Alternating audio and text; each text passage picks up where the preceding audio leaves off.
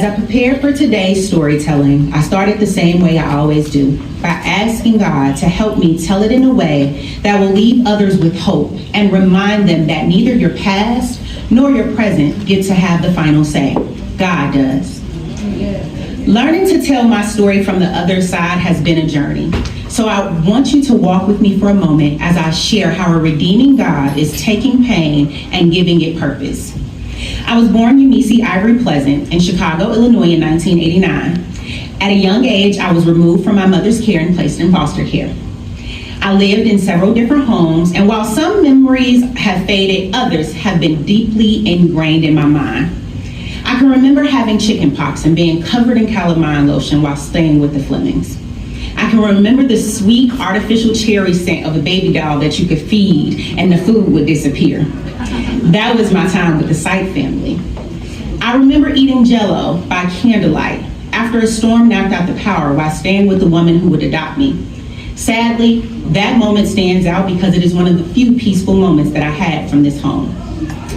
That was the same home where each morning brought uncertainty, not knowing if I would be allowed to eat that day or if I would be hurt.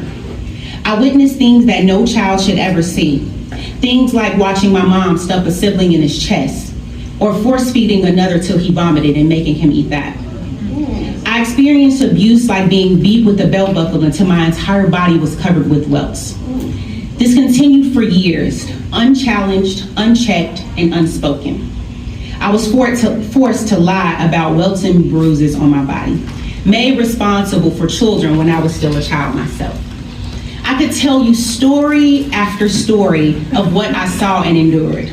I'm a pretty open book, and I believe as I release it, it loses its sting, and someone else can be freed. But for time's sake, I'll fast forward to my last moment in that home. That night marked the breaking point after a long, painful week. She called me downstairs and in a moment's rage, struck me in the head with a high heel shoe. I don't know how many of you have ever heard from a parent to tell you to shut up before I give you something to cry about. But I'm telling you, in that moment, something in me broke as she forced me to go downstairs in a dark basement and clean myself. I had every reason to cry. I was tired of being hurt, over being hungry, and sick of watching her hurt my siblings. Later that night, I sat with my siblings. We were just kids. We sat and we tried to figure out how we can get out of that home. We plotted to run away. But in the end, it wouldn't be our plan that got us out of there. The next morning, I was made to stay home with my younger sibling while my mother was at work. Once I was sure she was gone, I did the only thing that I could think to do. Now, please don't ask me what put this in my head, but I called the police. I remember that call vividly. What do you do if your mother is beating on you? I asked. Well, if that's what's happening, she can't do that, the operator replied. She asked me a few questions and said the officers were on their way. When they arrived, they had to wait for a female officer because I was a girl. And once she came, my brother and I showed her the bruises and marks that we had from that week. They didn't hesitate and they took us immediately. I left that home Eunice Marie Sloan, beaten, malnourished, and deeply scarred. But I was also free, in a way. When I was placed in a group home, and we were placed in a group home and later landed with another family. By then I was 12 years old. I remember traveling to Niagara Falls, although I almost missed that trip over one of the worst kisses of my life. Y'all ask me later, I'll give y'all the details. Okay. I remember packing sandwiches to go to air and water shows. There were moments of joy, but they weren't the norm. Soon pain found its way in again. One of the older boys in that home began sneaking into my room at night and catching me when I was alone. What started as just groping soon moved into more and became consistent. Deep down, I knew it wasn't right, but I had learned that speaking up could often make things worse. And in that home, I still didn't feel safe. My foster mother was verbally abusive, and she was also abusing drugs. I didn't trust her. Eventually, the truth came out, but not in the way that I expected.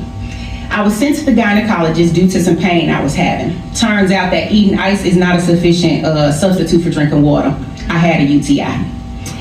Instead of asking me what was wrong or showing concern, my foster mother jumped to judgment. She told people that I had been promiscuous.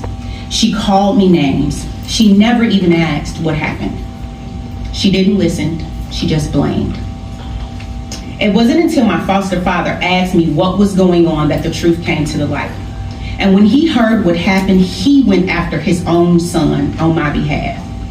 And that moment changed something for me. I found my voice. I realized that I didn't have to be silent. I could speak up. I could advocate for myself. I could stop hiding. He tried to come back after that, but each time he was met with a bold response of, "Don't make me call your dad." Although I had learned to advocate for my needs, I still spent much of my teenage years angry and lost. I did well in school. I stayed productive and focused, but emotionally, I was spiraling. I started drinking at the age of 12. It became my way to numb the pain. There were nights that I drank until I blacked out. I sought attention and connection in the wrong places, engaging in relationships and behaviors that were really just cries for help to feel seen, wanted, and loved.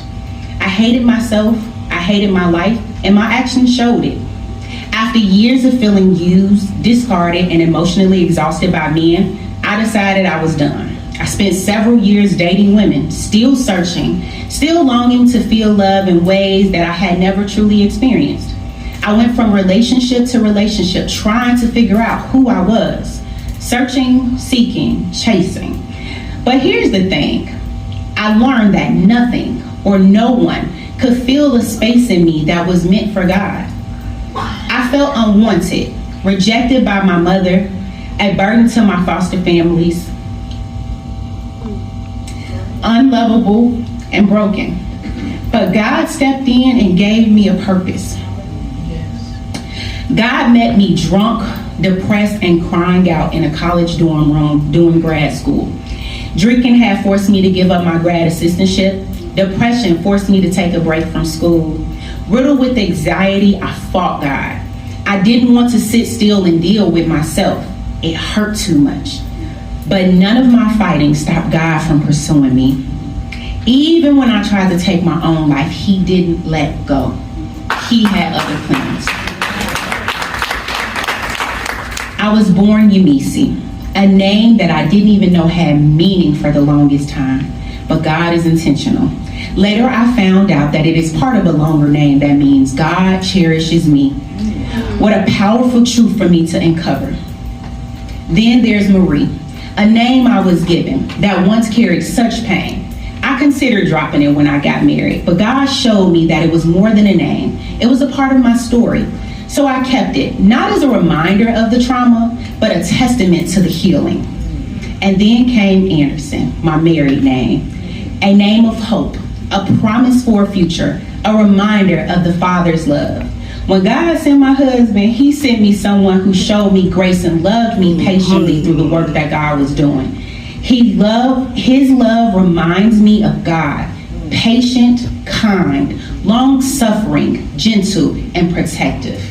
So today, I stand before you as Yumisi Marie Anderson, wife, mother, CEO of the J Effect and Cherished Gifts, momager of the Anderson Academy, author and book illustrator, two-time SIU bachelor's in 2000, master in 2019. But more than any title or accomplishment, I know who God says I am. I am not my past. I am not my mistakes. I am not what was done to me. I am not scarred. I am not a burden, and I am not broken. I am His child, loved, valued, and cherished. God has taken the pain I endured and is using it to lead others into their identity and purpose in Christ. Your past does not get to define you. Let your identity be found in Him. What you've been through doesn't get to predict where you are going. Don't ever get stuck in brokenness and bitterness. Allow God to bring you beauty for your ashes. No, every day isn't perfect. I still get triggered at times, and God is still healing those wounds from the past. But I am learning that there is a full life to live after trauma and pain. I get to encourage and uplift others who are sitting where I once sat. And I get to be a reflection of the fullness that God can bring. I hope you leave here today knowing that you are loved, that you are valued, and that you are a cherished gift.